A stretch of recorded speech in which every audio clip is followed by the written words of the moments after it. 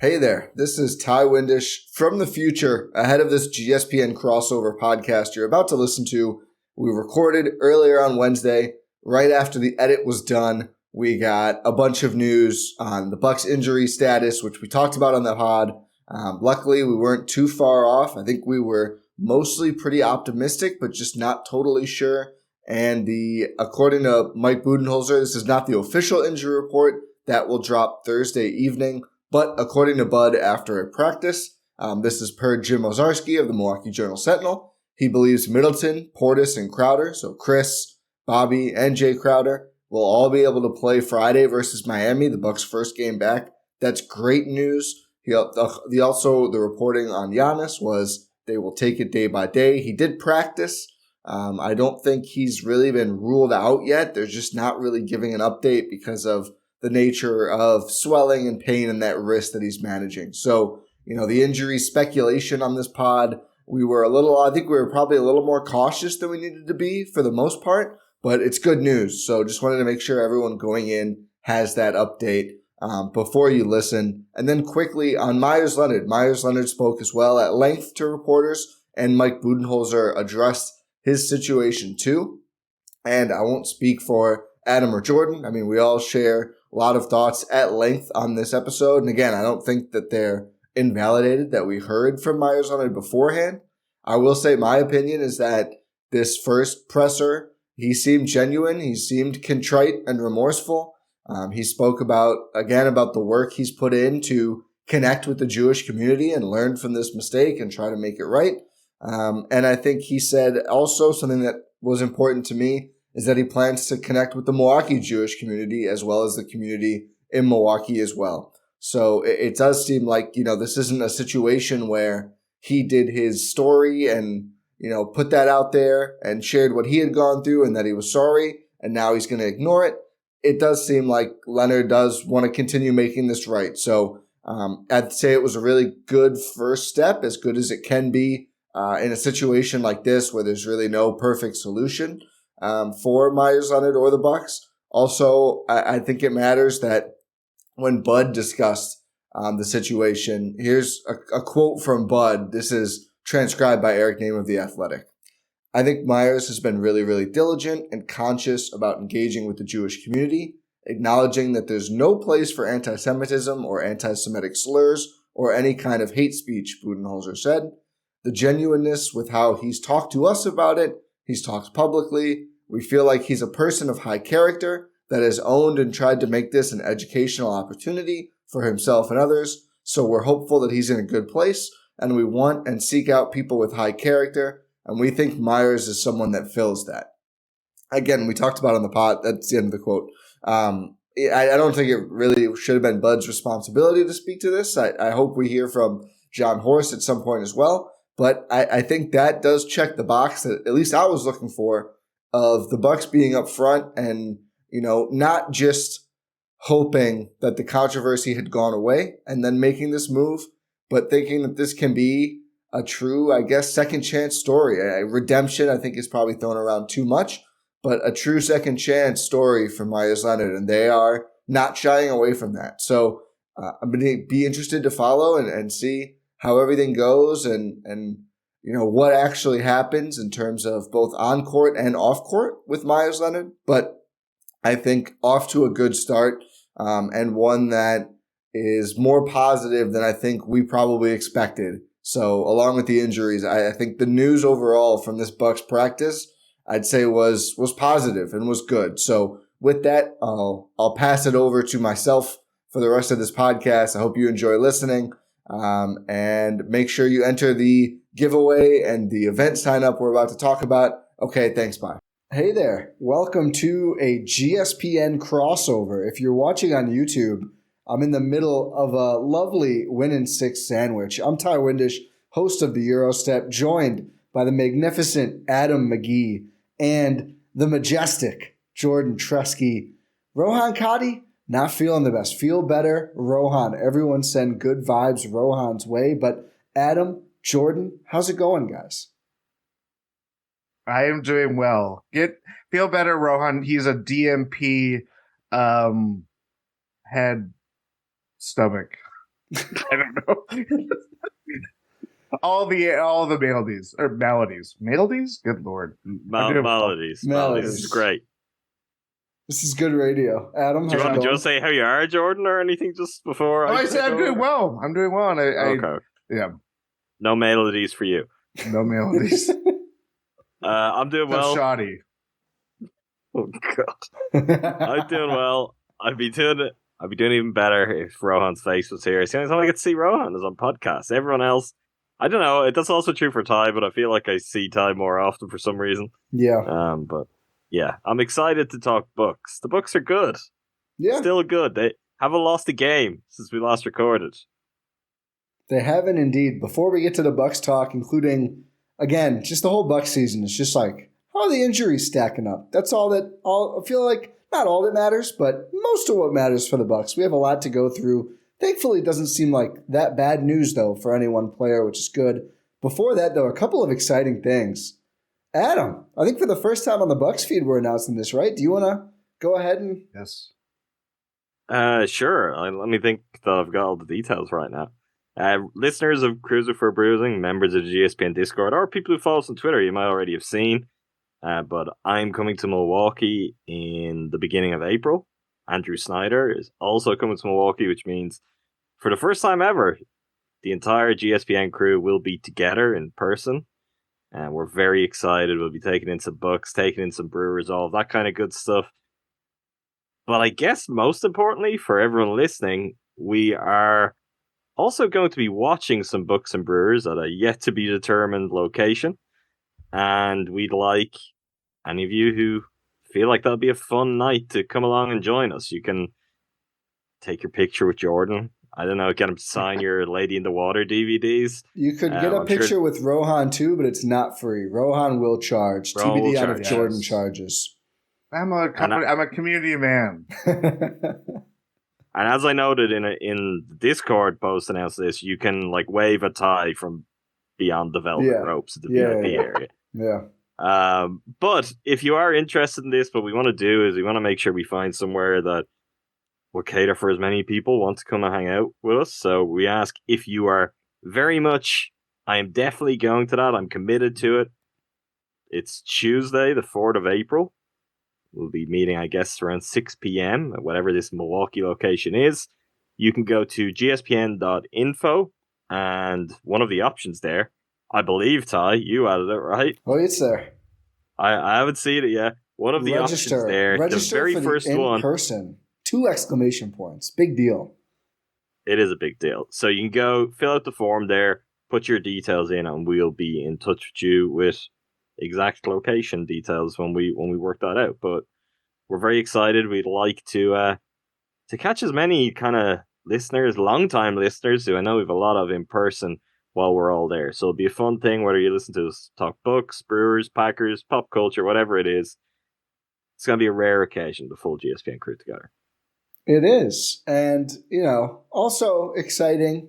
This is, not as new news to people who have been tuned into this feed, but you can win a Bobby Portis jersey too. That's still pretty exciting. Mm-hmm. Not as exciting as GSPN history, but I'd say right up there. So that also, like everything we do, can be found at gspn.info. 1 entry per a screenshot of you subscribed to each GSPN pod. So that's up to 4 that way. That is Eurostep/WinIn6. This feed right here, Cruising for a Bruising, Milwaukee Brewers Talk, Talk of the Tundra, Packers Talk, Jordan and Newmark, who knows nothing about U.S. states, and Make Time for This, which is largely Adam and Andrew, but some other people as well, talking really anything else. A lot of movies, but not just movies. TV shows, Succession, I'm excited for that. So go enter. Also, you can get a 5th entry, so up to 5 entries per person, by screenshotting a donation to Feeding America Eastern Wisconsin. That link also currently at gspn.info. This is helping to feed hungry kids, so be sure to do that. We're over $200, I believe, in listener donations already, looking to pump those numbers up even more, help out a good cause, enter to win a Bobby Portis jersey. Much appreciate everyone who has entered so far. Okay, should we talk about the Bucks? It's been a while since they played. It's been a while since we have talked about them together. And I guess the one place to start would be Giannis Antetokounmpo, a player we don't always start with, hilariously enough, but injured his wrist against the Chicago Bulls, played about 40 seconds in the All-Star game, did not play in the skills challenge.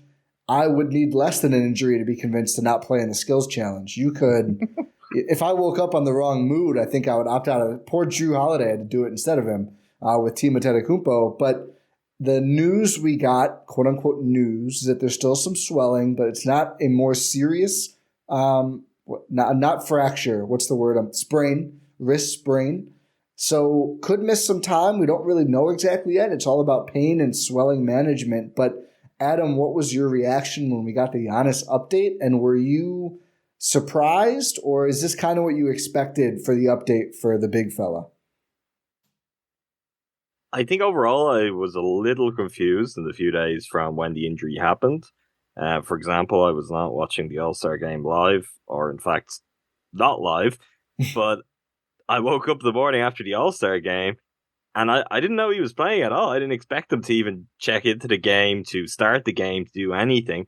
So to see the one single Giannis highlight, I was like, okay, I know that's become a thing. Wasn't it last season? Did Chris Paul do the same? Mm-hmm. I don't really know why, but okay, people want to actually have their All-Star appearance for real, fair enough.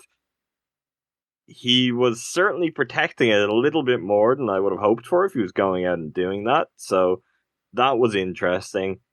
I don't know if we gained a whole lot from the reporting. I mean, the good news is the MRI didn't show up anything very malicious and kind of clearly ruling him out for a period of time, but the reporting essentially being when it's not sore anymore, he's going to play, was, even by the standards of injury reports that we've heard on Bucks players in recent years, really, really scraping the bottom of the barrel. So who knows when that's going to be?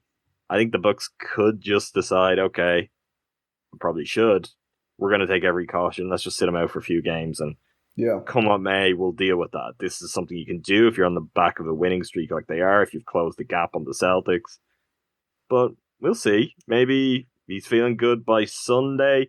Seems like that could be a return for another notable NBA player from injury, and he might want a part of that matchup. From a Bucks perspective, though, take your time, Giannis. I mean, if there's anything hurting there, there's no need to force this as superhuman as he proves to be year in, year out. Yeah, I thought the reporting around it was very strange. As much as it was, everybody probably got a little jolt or scare. Sunday night seeing, I think it was Tim Bontemps saying that he's going to fly to New York, get an x-ray, and we're like, okay, we're going to go through this all again. When you watch the injury or the game live and you watch the injury, it's like, well, he's already going to miss time. Regardless of whether that was going to be over All-Star or when they come back from break, even with it being a longer break, it was like, there's just no way that they're going to fast track it. So to kind of have the same reporting and the same assurances that he's only going to play when, surprise, his wrist is healthy is like, yeah, that kind of checks out. Like, that's normal, right? I didn't think there was, for the moment that Bud said after the Bulls win that there was no clean break, I was like, okay, well, we're still going to not see him for a little bit. Like, it just kind of, it felt banked in. And the fact that, we kind of lived over this news twice or three times, I was like, nothing's really changed with how they're going to manage Giannis, especially with, as it's just the latest of all these things that just, have piled up. Thankfully, no one has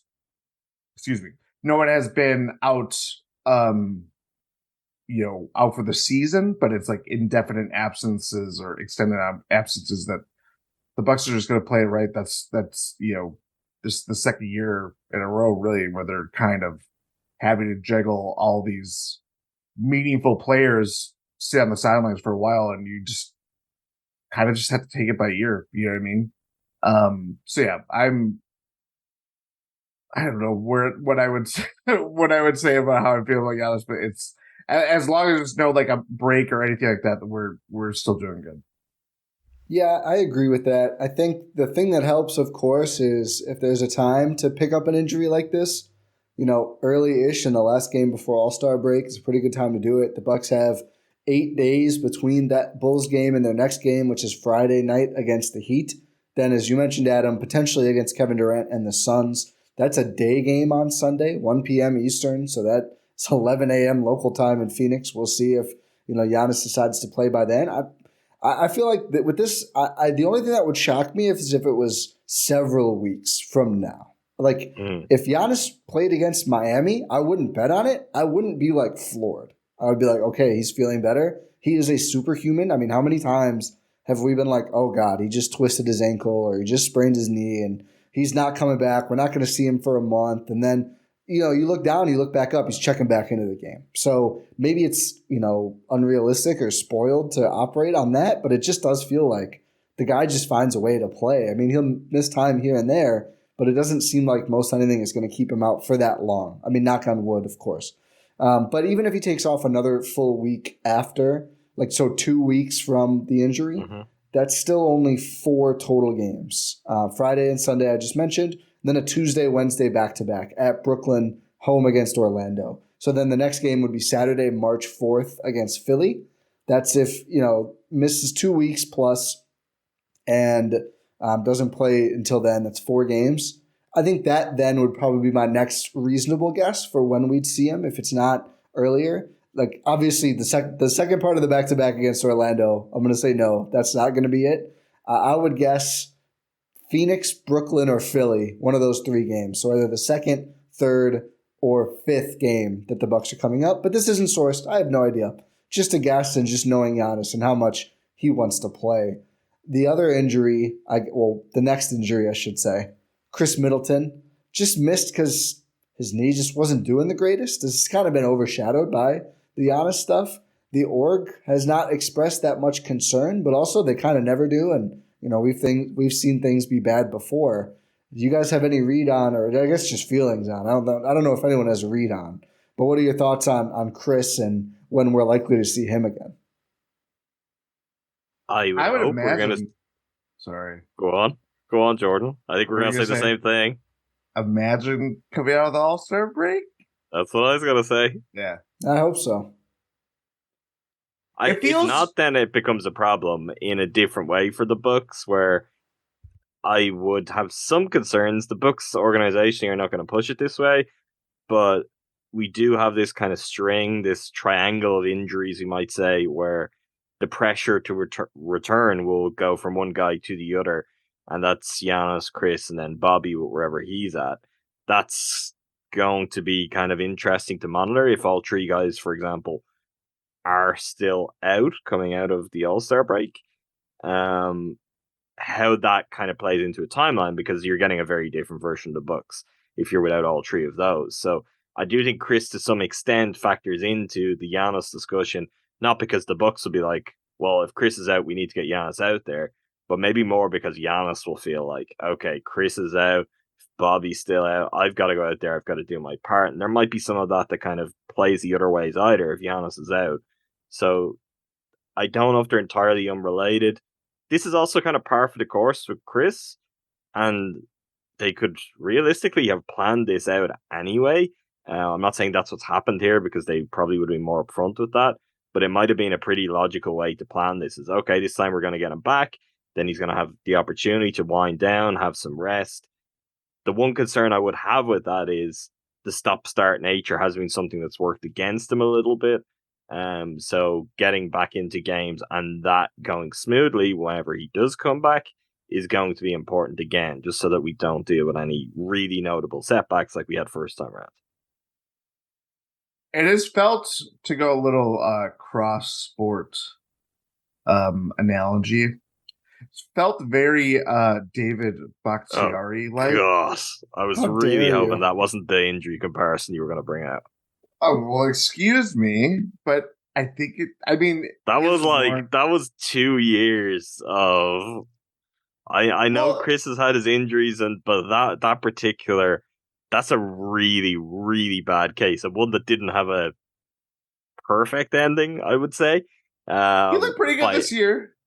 he looked pretty good, but he did also miss plenty of time, and it was always, you felt like hanging by a thread week to week, whether is he actually going to be in one piece? Is he going to be able to play?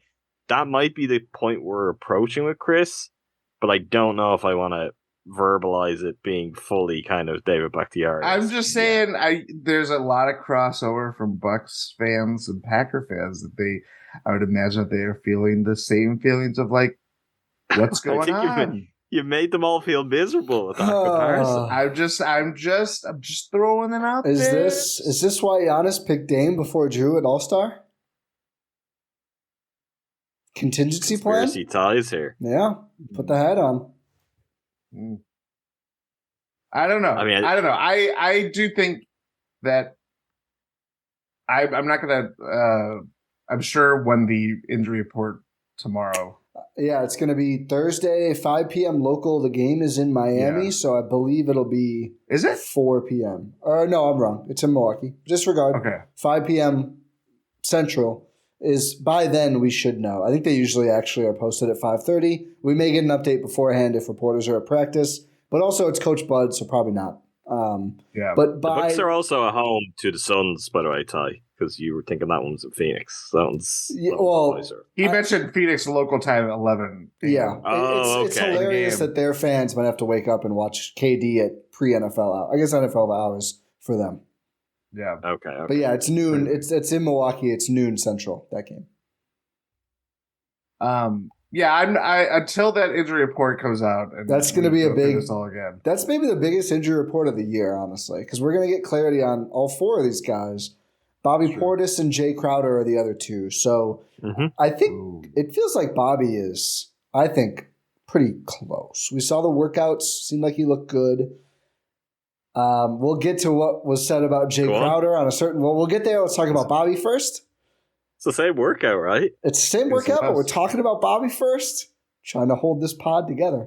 But I just think generally, though, both of these guys just feel pretty confident it won't be too much longer. I don't think so. I mean, Crowder, it's really just about getting into game shape. It sounds like he's back to his playing weight. He looks good. Bobby obviously was coming off the injury, but it seemed like there was some optimism around his status, even going into the break, that it wouldn't be that long after. So maybe it won't be the Miami game, but it feels like both of those guys, like I wouldn't think too much longer than that, honestly. And if it is, I don't think that's necessarily a problem. It could just be Bucks caution. We'll see.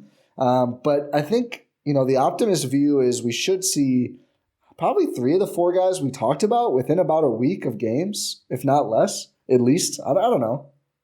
I would imagine Giannis might go a little bit Giannis is the one, but I think I don't know. It seems like we could. But if you have all 3 of Chris, Bobby, and Crowder play within, like you said, like you're kind of fine.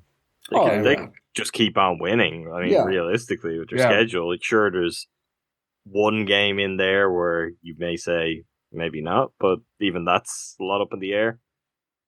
Even with Giannis, I mean, the one thing I guess that is working against me, right, that the timing is as good as it can be. It would be perfect timing if it was any other than Giannis in the roster, because he was pretty busy all of last week, and I'm not saying that the Bucks didn't have their training staff out there with him and doing what they needed to do, but he was really into that clipboard. There's a lot of activity, and he was having a really good time where I don't know if that was necessarily peak rehab time compared to if he'd just been at home in Milwaukee for the week. Yeah. So that's something too, and I know we've talked about that in the past. This feels like one of the strongest cases. It was probably for the best that he didn't have to play. It's got to take a lot out of Giannis the way All-Star Weekend has increasingly become for him, particularly when he's a captain involved in stuff like the Skills Challenge, and then just being this kind of celebrity face and enjoying that clearly. Like on All-Star Saturday, he likes taking on that role, which is kind of become an annual thing. But ultimately, I think it's probably got to take something out of him. Yeah. So the chance to rest all around and not playing the game was beneficial. But I do wonder too, maybe the Bucks say, okay, well, you still have a lot of stuff going on there. You're not quite right with your wrist, and use that even as an additional reason to just slow this thing down a bit more. Okay. Do you want me to read the tweet, or Jordan, do you have it up? We have to cover this. This is You pretty know what it important. says, Ty. I need it from verbatim. memory, I'm sure you can I need it recite it. verbatim. I'm doing the whole tweet.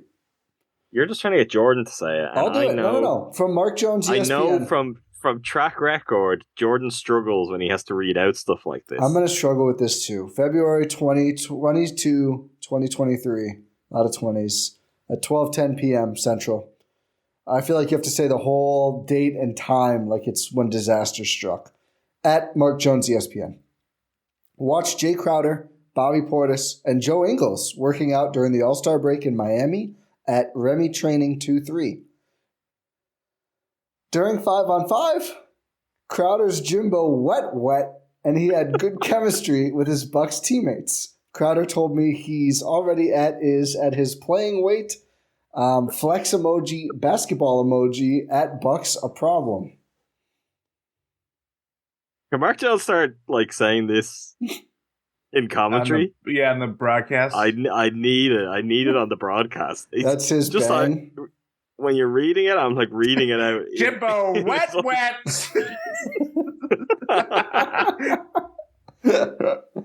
But it's good news. I mean, for all three. I mean, Joe, sure. I would love to see what's the convo like with Jay and Bobby and Joe Ingles. I would love to see what these three are talking about.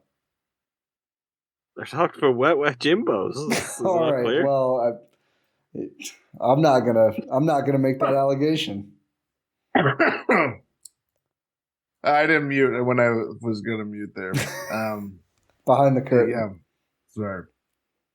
So that's the injuries and the wet Jimbos we had to cover. There's also been a roster move. The fun continues. As reported a couple days before, on Wednesday, the Bucks made official their signing of Meyers Leonard to a 10-day contract. So the facts about Meyers Leonard, he was injured, and on stream, he is a gamer, that's a fact, said a slur that refers to Jewish people. He was traded and released after this. This, again, may have been coming anyway because he was injured at the time, and also is just kind of a, bench player anyway. Has not been in the league since then, which has led many to say he was quote-unquote blackballed by the NBA. If you actually read the reporting, he was injured for a lot of that time and only cleared to play earlier this season. Pretty soon after that, he had a workout with the Lakers, and then obviously now is signing this 10-day with the Bucks after a successful workout. So clearly there's been interest around the league in a big man who shoots, which is what he does. He also has a well-reported on, road to redemption, some might say, working with leaders in the Jewish community to learn more and atone for what he did. He's talked about, being in a pretty depressed state of mind after all this, thinking that maybe he threw his career away. And obviously, he hasn't said this part as much, but obviously, not a good time. There's never a good time, but especially with everything going on around the country, saying a slur against the Jewish community also should probably be weighing on his mind as well. But when it was first announced and after you've done, more research into this, Adam, I'll start with you. What are your thoughts on the Bucks adding Meyers Leonard to this probably in the long term pretty meaningless 10-day contract as their big guys go through some injuries they're recovering from? Ooh. I guess first and foremost, the road to redemption, I'll put quote unquote that you mentioned there. Yes. I'm just not interested in right now. This is his opportunity to prove whether that's real or not. I think that's my first takeaway. We can talk about what we think about the Bucks making this decision. If it's right from a basketball perspective, if it's right from a culture perspective, if it's right from a PR perspective, whatever. We can talk about that in a moment. In terms of the idea of,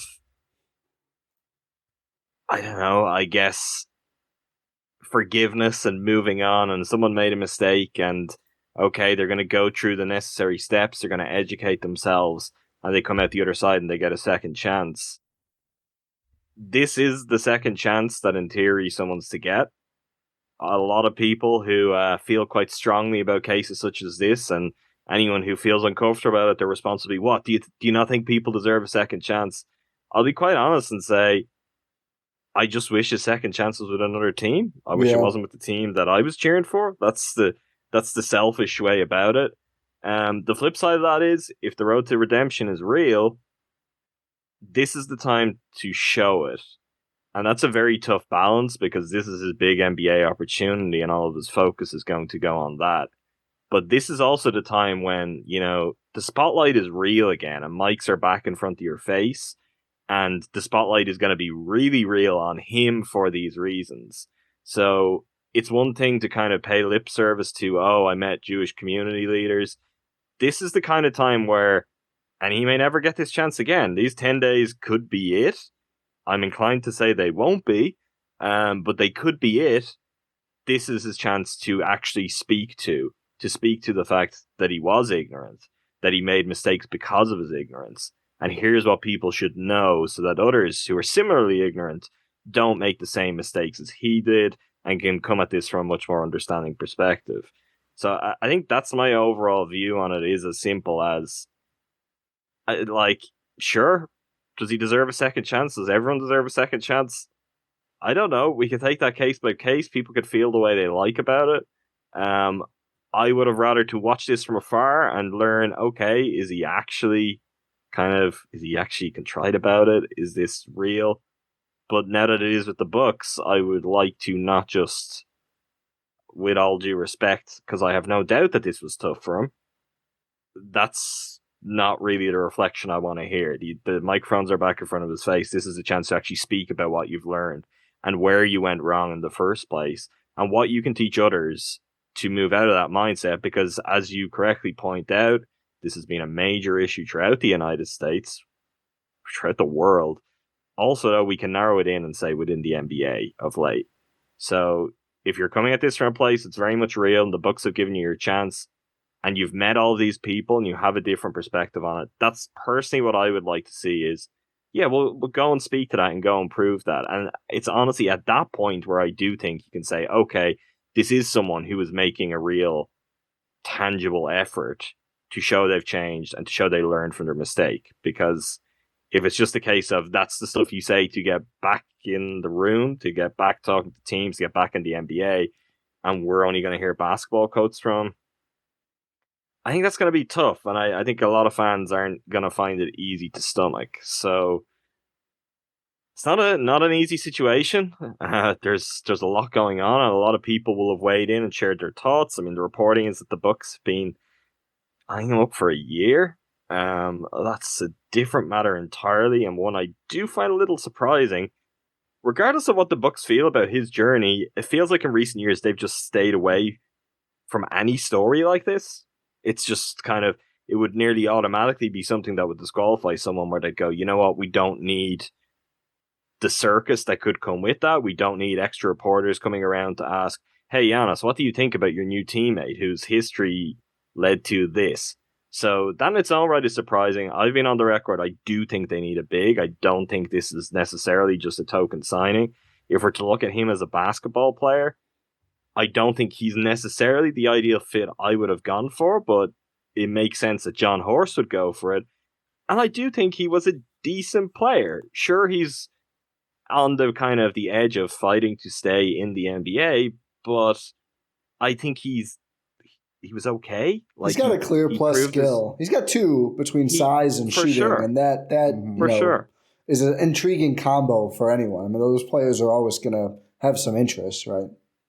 And I guess the Bucks have bought in on that in a big way, and I've been thinking about it for quite some time.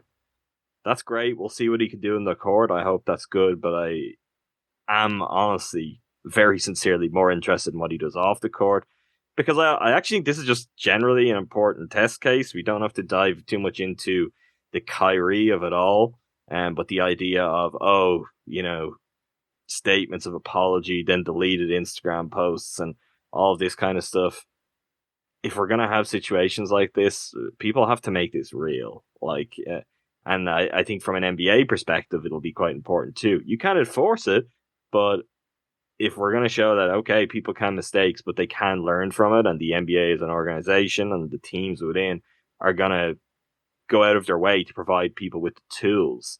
Because ultimately, I mean, what's more concerning here, and again, we saw it with the Kyrie stuff, it's not just, what one individual, Meyers Leonard, thinks. It's what Meyers Leonard as an NBA player, as someone with a platform, as someone who, in spite of the fact he's just Meyers Leonard in an NBA sense, I guarantee you there was a whole lot more people tuned into the stream at the time when this happened than there would be otherwise. So it's the influence that someone like that has on the wider public. That is the concern. And he has a chance to use his influence now in a positive way if he really has learned the lessons and if everything we've heard so far is true and sincere. It was certainly shocking to see for a variety of reasons. As Adam mentioned, I'm lifting this from Woj's article. The Bucks have been monitoring Leonard's progress for over a year and conducted a workout with him last month. Presumably, their sources said, I'm interjecting, presumably around the time that the Lakers worked him out. Milwaukee had an open roster spot and wanted to bring in a big man with shooting ability and a playoff history. Quote unquote. It's certainly surprising to see an organization like the Bucks, led by the Lazarys, who still are an owner of the team, Jewish, take a chance on him. That was kind of interesting and raised a lot of questions that way. The reason why the Heat moved on from him too, I believe the Arisons are Jewish as well, so that was part of the reason why they easily cut bait with him and all this stuff. Yeah, I mean, we're all on the same page here. And, I think it's very easy to make this about, it's clearly an issue that is not just related to sports. It was a mistake that he made on his, as Adam mentioned, on his own platform. It wasn't like someone gave him a mic to do it. He set it up. He was playing Call of Duty. He mentioned the word and said a word that he didn't know what it meant, which I don't know about you guys. According to him. Go ahead, Jordan. I don't know about you guys. I don't say words that I don't know what mean. That were as especially not like in that. It's not like he said it as like he thought it was an adjective for fun. I mean, clearly, he was upset and he wanted to say something that was to some extent vile. I mean, we all know. Yeah, you get frustrated in a video game, you're going to say a bad thing on purpose. So I don't really buy that. Had no idea. Like, clearly you knew it was bad, and you shouldn't probably just throw around a word, oh, this is bad, I don't know exactly how. Like, that it's just clearly a terrible decision if that is the case at all. The most charitable reading of it, if you take him at his word, is that he had the maturity of like an 8-year-old learning a curse word and just throwing it out there without any context for it. Which isn't all that flattering either, and that is the best case, most charitable scenario for it. So yeah, I mean, people can come to their own conclusions on that. Yep. Yeah. But as Adam mentioned, I mean, this is all about image rehabilitation. No one is going to care more about Meyers Leonard playing basketball until now. And that's the God's honest truth. I mean, I know he was a productive NBA player with the Blazers for a while and made the trade to the Heat. But as Adam mentioned, spotlight has never been that bright on him. He was a solid role player, but now the moment that he walks into a game, people are going to watch what he does and see if you don't play well, then you kind of reinforce why you were, I guess exiled you served your 2 years away from the NBA. And it's not like it's nothing too that he was out, reading more details about the reason why he got surgery, suffered nerve damage from it on his ankle, which, I mean, that's pretty terrifying. Like, that would obviously take you out for a while too. So that's also another hurdle to overcome. But like, I don't know. The more and more, like, we just see these things happen more and more. And, I am very willing to give second chances to people. And whether you're as a fan or it's just see a player on your favorite team, whatever the case may be. We went through this a couple years ago during the title run with Rodion Skuritz when he came to town in the PJ Tucker trade, and it was, you just don't talk about him because, first of all, he wasn't really playing, and then they cut bait with him. And then second of all, the guy did despicable things, and you just don't want to root for a player like that. You don't even want to see him play. You know what I mean? And with Meyers Leonard, the Bucks picked up on that, though. That's the one thing that's striking about this. They picked up on public sentiment he had to come over for that deal to happen. Yeah. They could have just cut ties with him immediately, and that would have been more palatable. But he was not someone who was thrust out into the limelight or was really going to be playing minutes. I feel like he might have played once in garbage time, and that was it.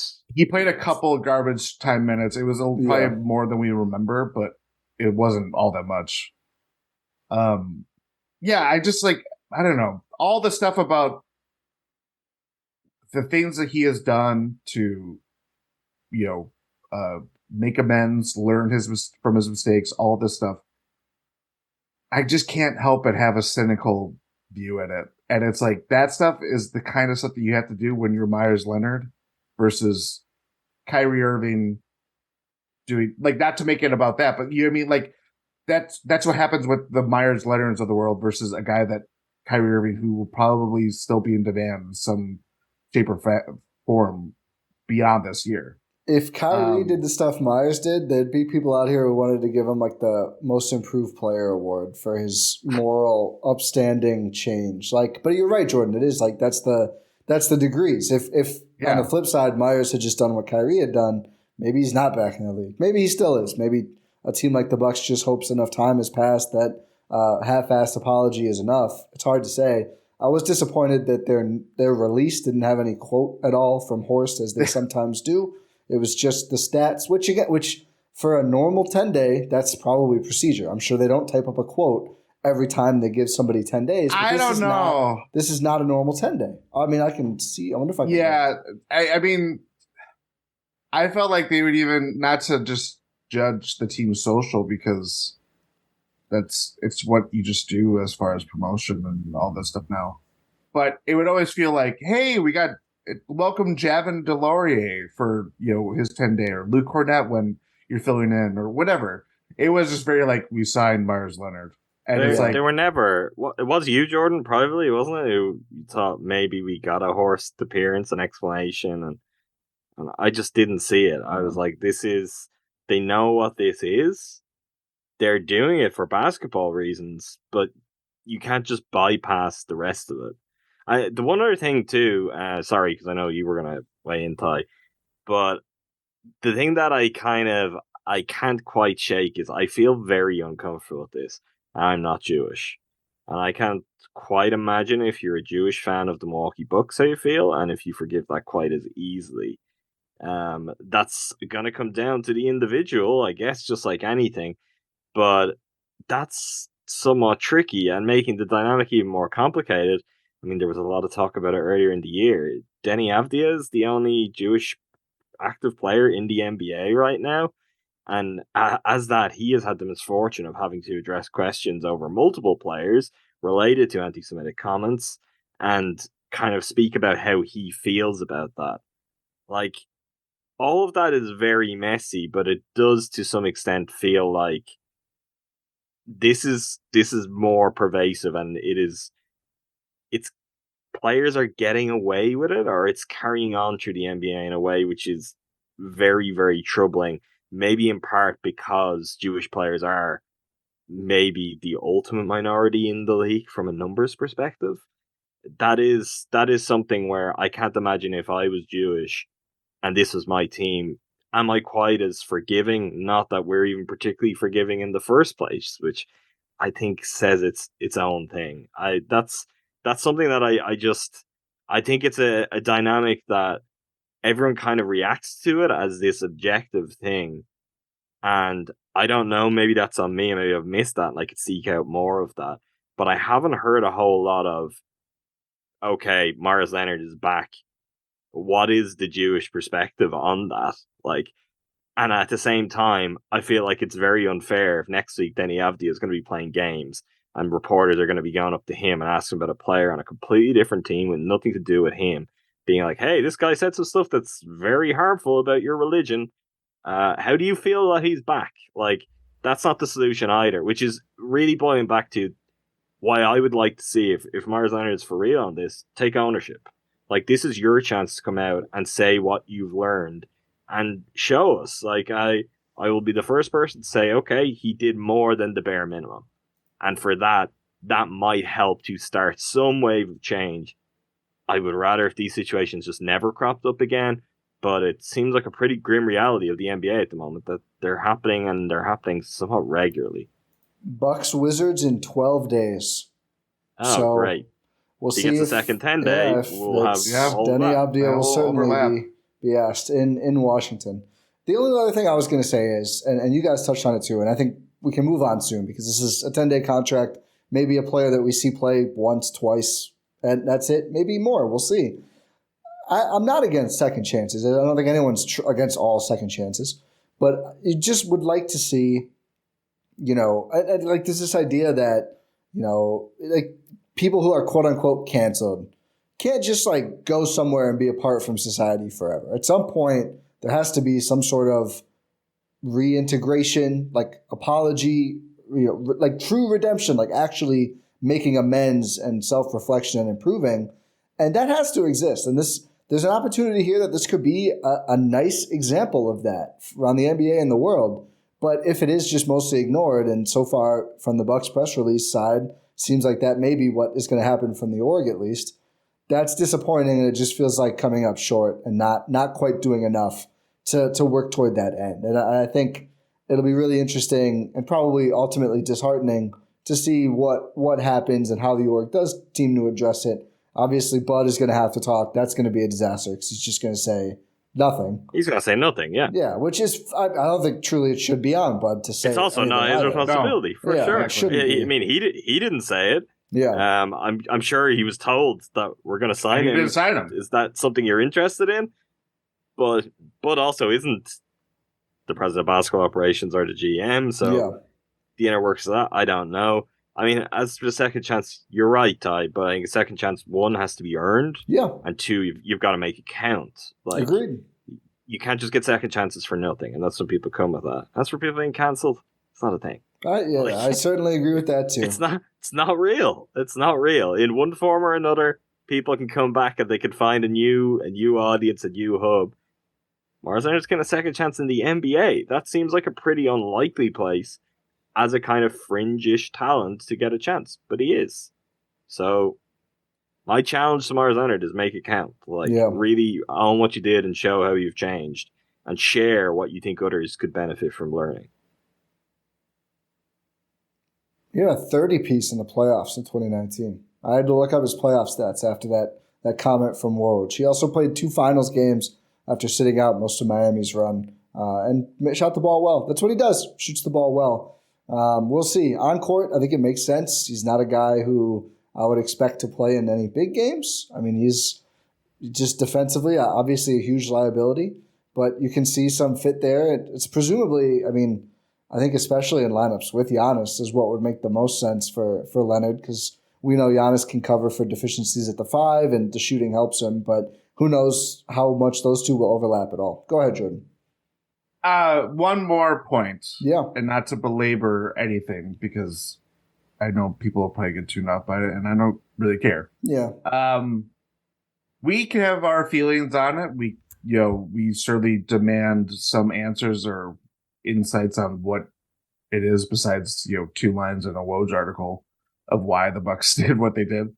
But ultimately, the people that are going to care about having Meyers Leonard with them are the players themselves. And we talk about the Bucks players and how, Chris said a couple years ago, they have a no assholes policy. They're very gregarious, tight knit. That is clearly the case. What are they going to feel like when having someone come in? This again, because he has missed 2 years, essentially 2 years of his playing career, because of this. In large part because of this, anybody could pull a shams and just say it's because of his ankle and healing and all that stuff. It's like, no, there's a bigger reason why. It'll be interesting to see how the players, if they comment on it at all, I'm sure they will be asked, but how they feel about having someone like that in the locker room, because that could make the impact between he signs a couple 10 days versus we might have Meyers Leonard for the rest of the year. So I think that'll be a very interesting kind of angle to all this, in my opinion. Yeah, I think, how what he's selling is bought by the team is going to make a huge deal. Any other thoughts on Meyers Leonard, or should we look ahead to the rest of the season? We'll move on. The one thing I'll say on that is I don't expect any Bucks player to really say or do anything. Yeah. And again, they've been put in this position. Like, it's a very weird position. I'm not saying I wouldn't like someone to just come out and speak honestly and openly if they do have a problem and they feel that way. I don't see that coming. This is a position they've been put in by the org, by management, who decided this is the best solution for the roster. We'll see. Maybe as big a part of this is like, what is Giannis's injury like? Is Bobby back? How much are we going to see him? How much are we going to be talking about him? Is the other part of this. This could be a busy 10 days for him. And could factor in some other ways. If we're right about Bobby and potentially Crowder being back pretty soon, we could not see him at all. I mean, we've seen 10 days. It's very true. We've seen I could see him in Oshkosh. We've seen 10 days Jeff Doughton spend more time with the herd than Bucks. I mean, I wouldn't expect that for, a veteran like Leonard, but you just never know. It's just hard to say. And I think bringing him in now, Eric Name noted on Twitter when asked, they had to sign him today, not for the roster reasons, but to get him in for a practice today. So it could be a practice body as much as anything too. So we just don't know. We'll see. Can we just go around and on gut call? Like my gut is that he is going to be there for the rest of the season. Oh, I don't think so. I don't think so. You don't think so? No.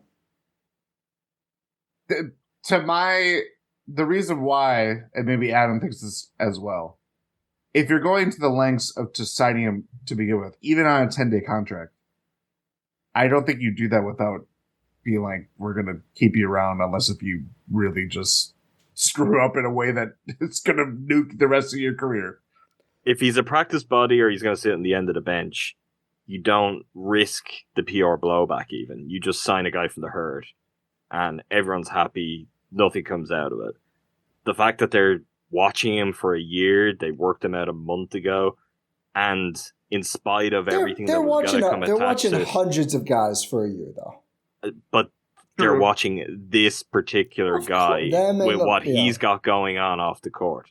That's different than just watching all the other guys that through their scouting network they'd come across. Watching Meyers Leonard a year ago, that is a choice. Like, that's undoubtedly a choice you're making. So I don't think you do all that. I mean, he could be terrible, and they could just decide, hey, we don't want this guy. I mean, he hasn't played for a long period of time. He could just not be an NBA player. Maybe that factors into it. But I think if he's borderline even close to what he was before all of this happened, I think he's a book for the remainder of the season. I don't think they need a big when they're healthy. And I think, and I don't know, again, I'm optimistic about Bobby, but if there's a chance that Bobby could be out for a couple games and Giannis, bigger chance he could be out for a couple games, I wouldn't surprise me if they pivoted from this 10-day to a guard 10-day a little bit later once they get Giannis and Bobby healthy, or at least one of them pretty healthy. I think that's what they think they need more. So that's why that, and there's the percent chance that, there's been a lot of people on Bucks Twitter very agitated about this. And we saw, like you guys mentioned, Karuk's earlier. That took a little while, but he did end up getting cut. Maybe the ongoing PR storm, if it does exist, we'll see how that carries on. Factors. And just, I don't know, team makeup wise and skill wise. I just think there's a lot. I think there's less chance. It's less likely he stays the year than he goes after the 10-day. I think the difference, we were talking about this privately, obviously, because it's a roster move, then they had to make it before the 28th? Thursday or Friday, one of the two. Yeah. I'm not sure exactly which. And I think at the time I said something like comparing that quote of they, prioritizing the shooting big man, blah, blah, blah. They made something similar when they made the signing for DeMarcus Cousins, who they eventually moved on. But 10 days versus, what was it, like 6 weeks? And, of course, during Omicron and all these COVID absences and all this stuff, that they were really under the gun of this is the difference between having a guy that is a healthy body for the rest of the year and helping you win games versus Meyers Leonard. We're going to give you an opportunity to just be in the NBA, and if you don't do what Serge Ibaka did, you know what I mean? Like, that is really ultimately what they want. Yeah. As to your point of, like, they feel like they are well stocked beyond just having Meyers Leonard be out there and, you know, maybe seeing the floor every other game or whatever the case may be. Yeah, I think he definitely doesn't play every night when they're fully healthy. Yeah. If they do keep him. And this is a good way to segue into what we've talked about a lot recently, is when this team is fully healthy, it's a stacked rotation. I mean, there's going to be guys a lot more difficult than Meyers Leonard to determine if they're going to play every night. And we know from the big perspective, Giannis is going to play a lot because best player in the world thing. Brook Lopez is not going to play a lot in every series, but is always going to start and is always going to play at least 20 minutes. Bobby Portis is going to play a lot, and it tends to go, if Brook doesn't play as much, Bobby plays more, or vice versa. You just run out of center minutes quickly. And then at the 4, of course, we can go down a long list now. Again, when healthy, Chris Middleton, now Jae Crowder, Pat Connaughton, Joe Ingles, maybe fading a little bit. We'll talk about that. Grayson Allen, who can size up a bit. I think I'm forgetting someone too right now. Bobby will play. Yeah. Don't think Marjan's going to factor in too much. I think back-to-backs. That's when we're going to see Marjan the rest of the year, is the second night or maybe first night of some back-to-backs. But again, the healthy Bucks rotation, and then obviously at guard you have Drew Holiday and Javon Carter there. There's too many guys to play every night as is. So I think even if we do see Leonard all year, he's still not going to play most nights. It is going to be that reserve big either. I mean, I don't even know if foul trouble would be the situation for him because he's so different than what they get out of even Ibaka. Yeah. That's part of why I would like a big on this roster, aside from my advertised, love the big guys, in always having more big guys on the Bucks roster. I don't know if this was exactly what I was looking for in this instance.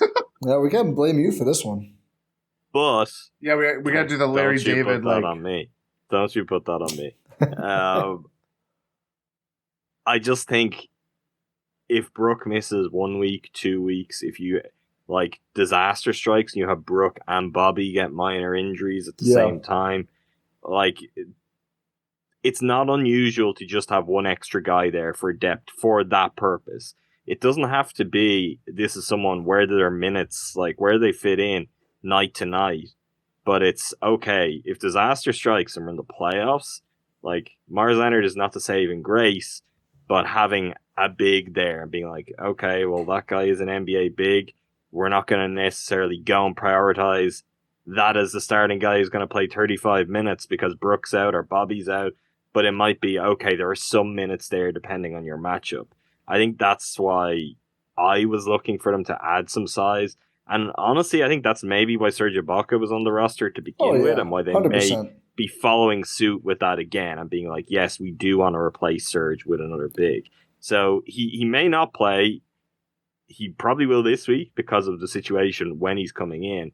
But I think he could not play for a long time because of the strength of the Bucks' depth. But it's really just okay, we're not going to be stung because Brook misses a game or two here or there, and Bobby misses a game or two here or there. Of course, you're not going to have a replacement that's up to that caliber, but they want to have someone who can take some minutes, who can basically compete physically at that kind of position. That's the only reason to have had Serge, and I think it's the only reason why it's Meyers Leonard, or if they don't like what they see there, why they may go looking at some other options at that spot again. I wonder if his pariah status almost plays into him as a fit here. Because the difficult thing about that need for the Bucks is it's really hard, as we saw how Serge played out, to sell actual NBA players on that role, which is really not a role, right? You're a break glass of in case of emergency player. Good NBA players don't want to sign up for that. I mean, it's the same reason that everyone wanted Reggie Jackson and John Wall and Patrick Beverley, and it's the same deal of we're pretty set. I mean, you're not going to play every night. If you want to come sit on the bench and just stay ready and potentially get a ring, that's fine. But don't plan to play 20 or probably even 10 minutes a night. people throw out all these shiny names I want the Bucks to add to this group. It's like they're not going to play. There's not anyone available who's going to slide in. I'm not justifying or whatever the Leonard thing, but I do think that could make it more sense. I get your point. I think it's 100% in play because we even talked about it after trade deadline, and I mean obviously the buyout market had some pretty big names that you never know who else might get bought out or whatever happens, but like we talked about then where it's like there's those names, even when Kevin Love got bought out, who's easily the most talented player to get bought out so far. It's like, yeah, having Kevin Love is nice. He wants to play. Yeah. That's the whole reason why he's leaving Cleveland and going to Miami. And, you kind of just have to live with the fact that the Bucks have done a lot of solid moves before that. And yes, injury has struck them at times this year, but for the most part, they're still healthy and they're, knock on wood, that will still be the case. So yeah, I think that is for sure. Like, well, we don't really have minutes for you, but you want to come back in the NBA so bad that we'll offer you a role on a team that you can't really play. Yeah, when healthy. Right. And I think the other thing, it's not that we're saying the Bucks have no interest in any of these buyout guys. I'm sure they would love to be like, Reggie Jackson, come be our fifth guard. The pitch just isn't good. You're not going to lie to these guys. That's how you get it. And I'm not saying they lied to Serge Ibaka, but that's how you get that situation where a player is like, can you buy me out? Can I go somewhere else? Because I would like to play games and I'm just not doing that. So, I mean, there's one thing that always gets overlooked with buyout guys are guys who just find themselves out of the league at this point in the year. And maybe they're young enough to get back and feel like, okay, I want to keep making money. Like, yes, there's the choice to go to a contender and chase the ring. The other one is what we've seen Pat Beverly do, which makes a lot of sense, which is, I feel like I'm still good. I feel like I've still got time in the NBA.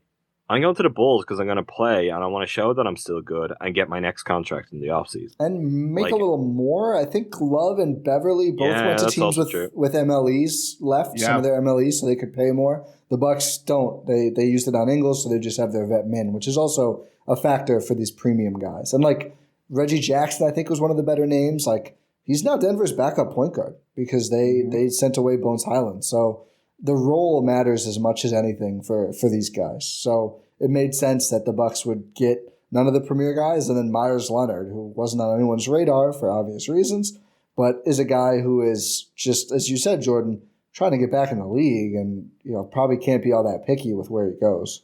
Yeah, beggars can't be choosers. Yeah. You're out of the league, You'll take your opportunity. And that I will say, I've said it before, I wanted Derek Favors, and I still want Derek Favors. He doesn't fit the shooting profile, and maybe Horst is just so wed to that now with his big guys, which I guess the Bucks have entirely evolved into that, but he's still only 31 years old. Like, he kind of perfectly fits aging into a backup veteran who's a really solid guy who plays good defense, will rebound, kind of will move the ball offensively, and is just smart. That, to me, is the perfect... Okay, imagine everything went wrong and you need to get 10 minutes out of Derek Favors in a game. You're like, okay, this is a guy who was a good NBA player until pretty recently and would be the seamless locker room fit and there wouldn't be all these questions and concerns. That's where I would have gone with this.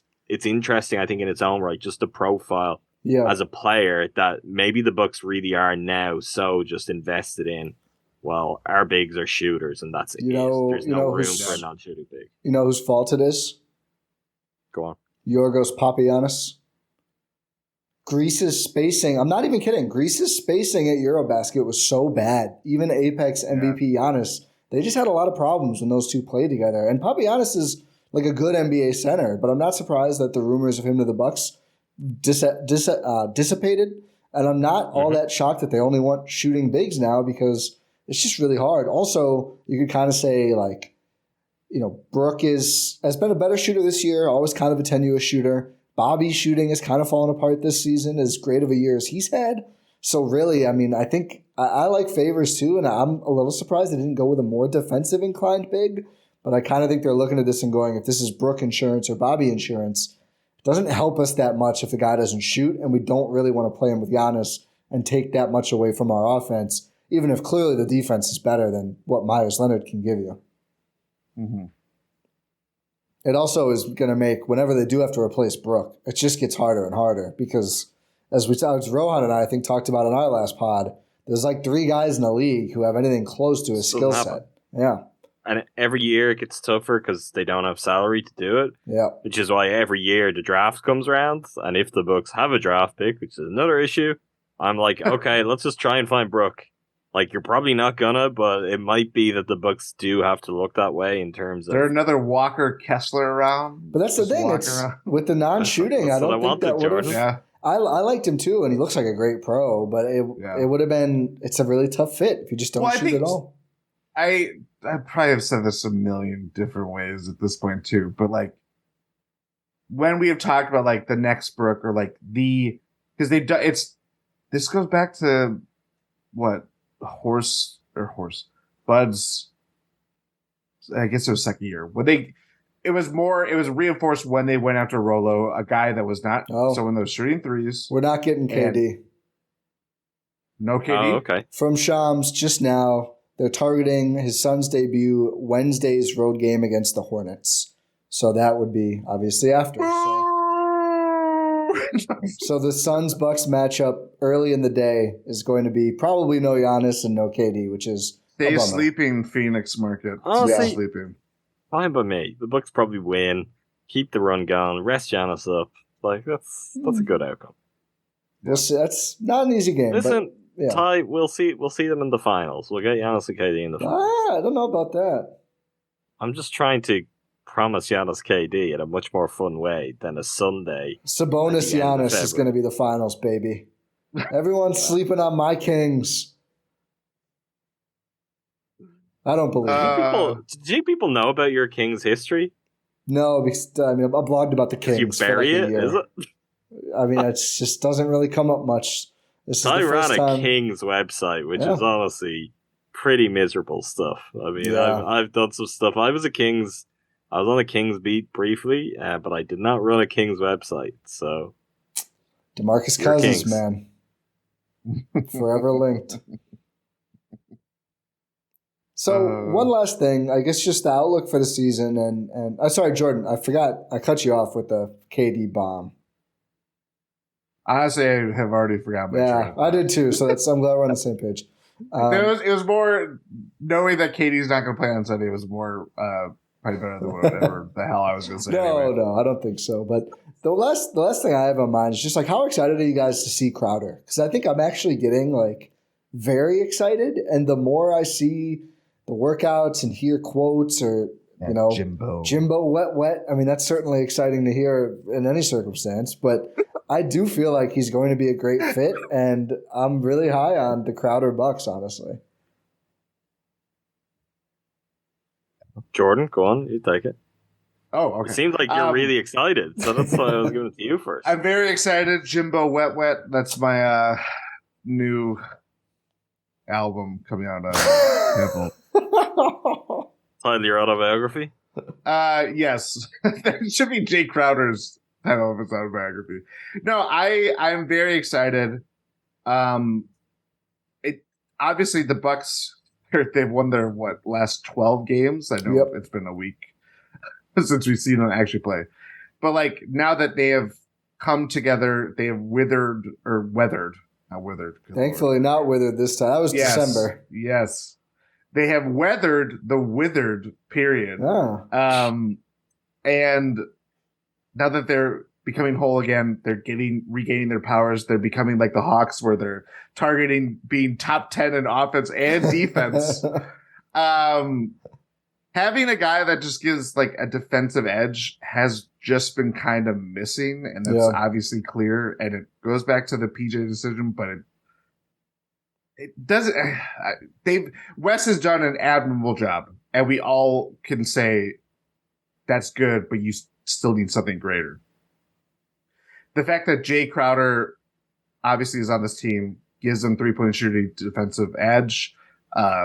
Also, I really think the time off has helped them a lot. Like they even mentioned, I think even because the last couple of games have been on TNT and stuff like that.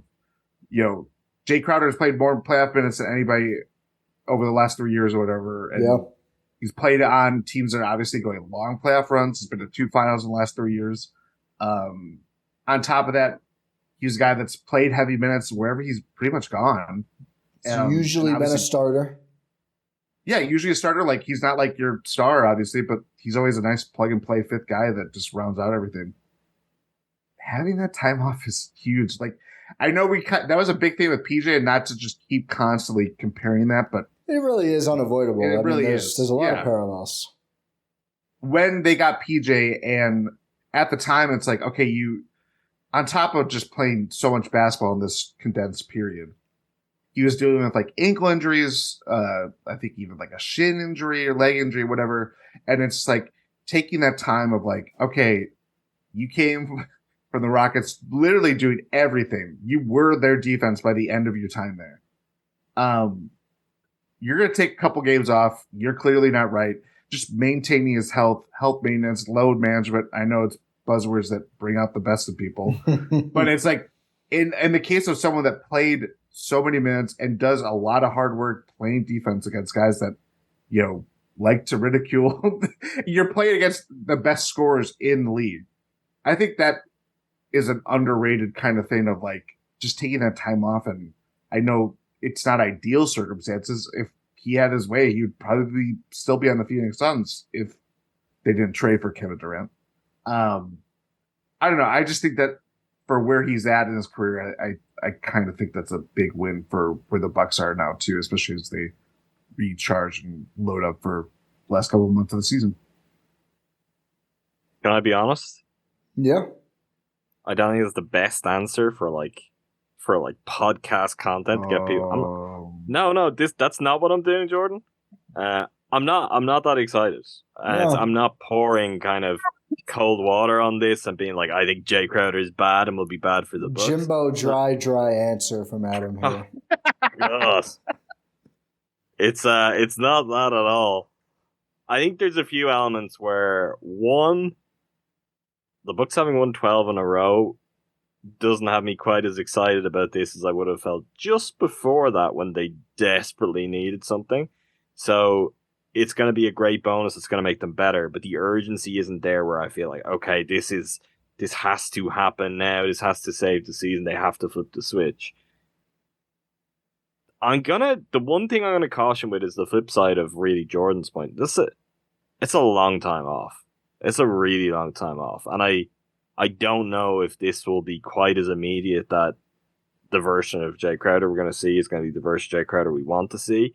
And to do what Jordan also did and to make the unavoidable comparisons, that's fine because the version of PJ, one, we didn't see him right away. The Bucks marched to beat their own drum on that for the better, but it really was the playoffs by the time it was like, oh, okay, there's PJ Tucker. Yeah. And you know what? That's all it needs to be. So with the prospect of, we could be, a couple of days away from seeing Jae Crowder, I'm like, yeah, cool. I'll watch. But it's not something where I'm like really, really excited about because I do think this is not a move that's going to necessarily make a showy instant impact. But it's really all about, am I going to be excited about it come April, May, June? Yes, I hope so. And that's kind of where I'm at with it. So it's just taking it in stride for now, but hoping that we're going to be looking back on it as a really big deal once the playoffs come around. Yeah, I feel like I'm in the zone of really, everyone knows I love Wes. I didn't coin the term, but I applied the term zippy to him on a playback 2 years ago, and every time he makes a shot now, I say it. It's a true point forward situation you got going on. Zippy, wet. Yeah, but the problem, though, is it's too often zippy, dry, and I think like a bigger... We've got to kill this right now. No, this is the rest of the season. Dry has got to go. I mean, bigger Wes Matthews wasn't great. Dry has to go. A bigger Wes Matthews who scores more consistently, I think, is a big deal. As much as you love Wes, the size is a factor, and there's a PJS nature with some games he's just not going to score. And I think in the playoffs, I felt like he dug deep and was given as much offense as he probably could. It still wasn't that much. And as I've talked about with Rohan a bunch, Crowder's, like, on average in the playoffs, scores more than Grayson Allen, despite being a worse shooter, because he's involved. He's going to give you some more offensive production. I think that I can't wait to see how that levels out versus, PJ, better rebounder, probably a better defender, But clearly we know he just wasn't doing all that much in terms of actual scoring himself. Crowder's going to do more. So I'm excited to see like what that levels out to. And I think it could give us the most dynamic playoff Bucks we've seen, which is really exciting. The other guy I thought about Crowder in relation to over these 12 games or whenever since they added him, Joe Ingles, who really like what he does offensively. Think he's going to play in every series, maybe not every game. He plays late in some of these games, especially like the Clippers, the Celtics, and we've seen teams are just like, we're going to get that guy on the switch and we're going to go after him. He's confident that he can get back to being good in those situations. I applaud him. I hope we see it. So far, we have not seen it, and I think having Crowder, really him and Grayson, who I think we all agree has held up better. We haven't seen him in this, real huge game against the Jays yet, or whatever other team you want to say. I think in the Boston game, he played well against Derek White. That's a whole different animal. But him too, potentially, like just being able to say, okay, you're finding Ingles, you're finding Grayson, you're getting a lot of joy there. Now we're just not going to play him. And we have Crowder, we can sub in Wes. Even if Javon is too small, like we just have more options now. And I think that alone is exciting. That's not even Crowder specific, but just being able to make those tough decisions without, saying we need 3 guys to play 48 minutes or, we need to rely on a player who's just not going to score at all. That's really comforting in itself too. Yeah, that's certainly Crowder adjacent too. Yeah. Like that, to go back to the Bobby of like, he didn't play in the Nets series and how much, that we put can celebrate that spot. now. And it's like, at the time, or now we could be like, what a quintessential role player you buy into your role. At the time, I'm sure he's like, do you see who they're playing? And I'm not playing? I'd be like that kind of thing. Yeah. So like, I think that is easy. It's not as big of a thing now, but like, because they have so many options, that will certainly affect how, Ingles, there's definitely going to be series where he's not a suitable option or his minutes are going to be lower. As much as you want to have so much ball handling on the floor at all times, defensively, it nothing's really changed post injury. And obviously so it's asking a lot of him to become something that he wasn't to begin with, but this gives you a little bit more cover. And even Wes, like just because of Crowder now, I don't think Wes is gone from the rotation. I think we see him certainly not as often, but trust Wes, and that is all that you need to see playoff minutes. I remain, I think, higher on Joe Ingles than everyone, in part because I just really believe the Bucks are fully aware of the kind of the push-pull factors, and they're prepared to lean into them. And that's when you put them out there late in the game. I think particularly because you look at recent results of some of the games where it's happened, the Bucks are still winning. It's not always easy, it's not always pretty, but they're backing when he's out there, he can help them to supercharge their offense. And the games where they go that route, it's a case of, okay, we think that if we get that extra little bit of a push offensively, we're going to win this no matter what. There might be some ugly possessions, but at the end of the day, we've got Drew, we've got Giannis, we've got Brook. We're going to get our share of what we need defensively, and we're going to bet on getting that little bit more offensively, which, as we all know too well, has been something which is just completely lacking from the Bucks. The Bucks had no option to give them a chance to be like, oh, you know what, let's try and out offense the opponent. It hasn't been how they could do things. So I think that's really valuable. I'm not concerned about the times where it doesn't look great, because I do think Ingles is the kind of as advertised competitor where he's game and he will get away with it on some possessions. And when he doesn't, the question is going to be, well, does he help the ball to move well enough? Does he create well enough on the other end that it outweighs that? And honestly, just looking at the numbers and look at the Bucks results so far, the answer is yes. Like, he's making the better players, the most important players around him, even better, and he's spurring the Bucks on. What Crowder does, and I think this is to your point, Ty, the key details, it's the options. So they now have that option with Ingles, which they really haven't had in recent years.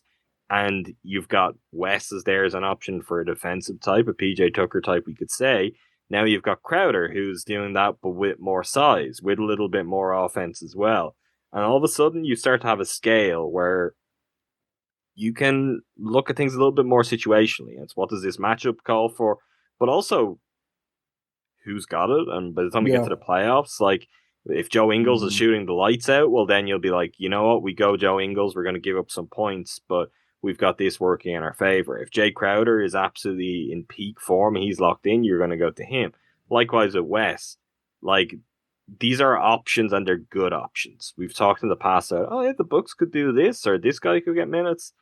It's never been like this. We're never talking about this caliber of players who are as skilled in their particular kind of area as what they have right now. So I think that's, if you want to get me beyond the single player and whether I'm excited or not about Jae Crowder, I'm excited about the Bucks having options and seeing them hopefully work out between now and the end of the regular season how they like to integrate them, when is the best time, when is the best spot for which player, and getting to a place where, you know what, there's I was going to say unpredictable, but I'll say random element that they can bring to things in the postseason in a way where it's not just like, what is that guy out there for? We could be like, okay, they've put Joe Ingles out there late in this close game. Well, that means this is how they're trying to win the game. Yeah. And I think there can be a clear enough vision with all three of those guys and more. Like we know what Pat offers and his solidity, how Bud likes to kind of lean on Pat. And we also know how Pat has consistently stood up and performed in the postseason too. But there are things that to me are interesting and exciting that the Bucks haven't had at their disposal before. If we want to say they've had a Jae Crowder type, they haven't had exactly that. If we want to say they've had a Wes Matthews, kind of, whether Pete West Matthews or anyone else, they haven't had all of these pieces together. So that's the thing that I guess I'm going to be watching quite closely as we edge towards the playoffs. Yeah. I think I'm just really excited. I can't wait to see the full team, which we just have not. I mean, even not counting Crowder, we saw for like a quarter or so since Chris has come back the second time when Bobby got hurt again. And now, obviously, Crowder's a whole new factor. We haven't seen him clearly, but just want to see what this looks like at all and what the early rotation returns are. I mean, it's not going to be written in stone at any point. I think, Adam, you make a good point that it's going to change and evolve, and I think there will be some on matchups and some on, okay, Crowder's shooting 40% right now. Let's ride it until it turns to 3%, and we're going to be kind of unstoppable in the games where he is shooting a high percentage with what he does give you defensively as well.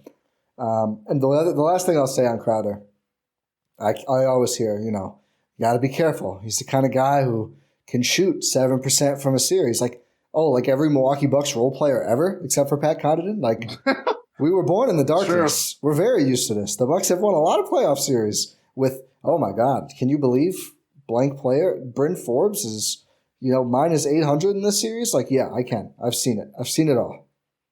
So, not too worried. The one other thing on Crowder is obviously this is not something we're really going to get to hear the nitty gritty of or get to see from the outside. But he's really gone up against the Bucks with his last two teams and some of in the highest and the lowest points of the past few years for the Bucks. And nobody has a better kind of read on what's it like the game plan for this version of the Bucks. And I mean, truly this version of the Bucks, not a team before that. So from the success he had with the Heat, Bucks have evolved since then, but there's still elements of that can kind of get them unstuck at any given moment. To then what the Suns were doing and how the Suns were game planning for the Bucks before the Bucks ultimately came and blew them away. That's valuable too. And I think that perspective, that voice in the room, and from what I know of Jae Crowder, he will be a voice in the room. He won't be shy. That's useful.